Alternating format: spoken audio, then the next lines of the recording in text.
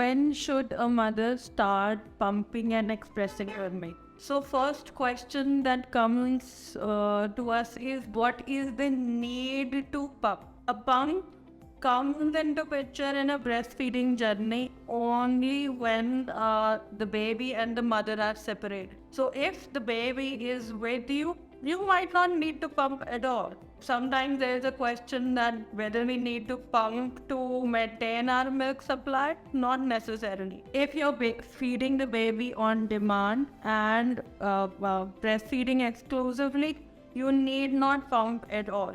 Pumps are tools that come into picture when mother and baby are separated, or the mother has to start going to office or travel or some place wherein she will not be with the child. So if there's an availability issue or there's a separation, then only we need to pump and express the milk so that the baby gets the breast milk even when the mother is not there. You need to start pumping when there is a need for it.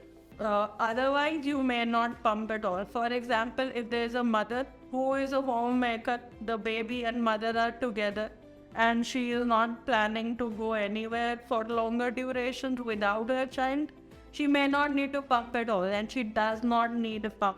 And sometimes if she feels that the breasts are getting tighter and gauze and she needs to just use the pump to soften them, you might not need the pump. You can do so with hand expressions and manual expressions.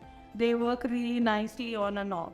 For mothers whose babies are separated in the initial phases, let's say are in the NICU for longer durations, in that case, if you are already admitted in the hospital, there are hospital grade electric pumps available, and the nurses will help you how to pump and when to pump in that time.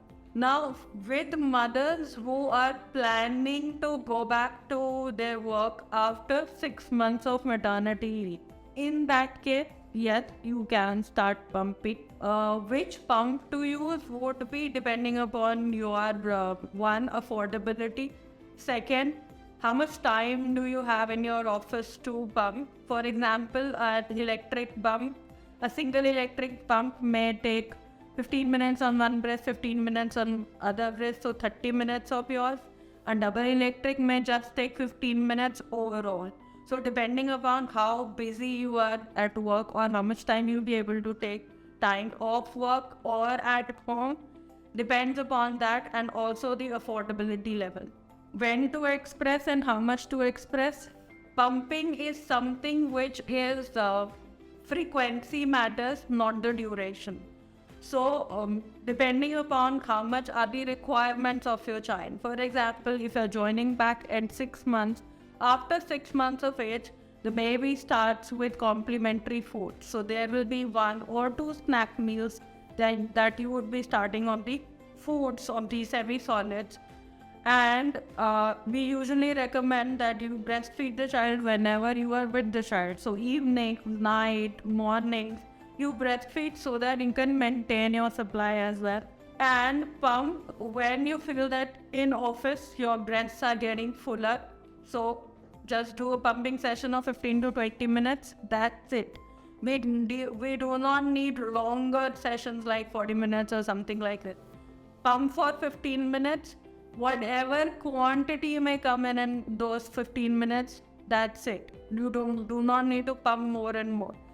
When you keep pumping and pumping and pumping over a period of time, the volume and amounts increase in those 15 minutes. And whenever you're pumping, the key is to do it on not a very high intensity. High intensity does not mean more milk.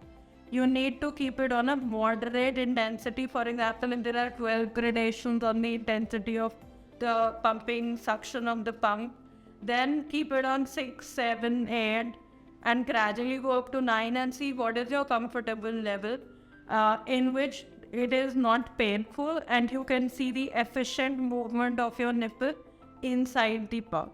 These are certain pointers that you need to know before you start pumping.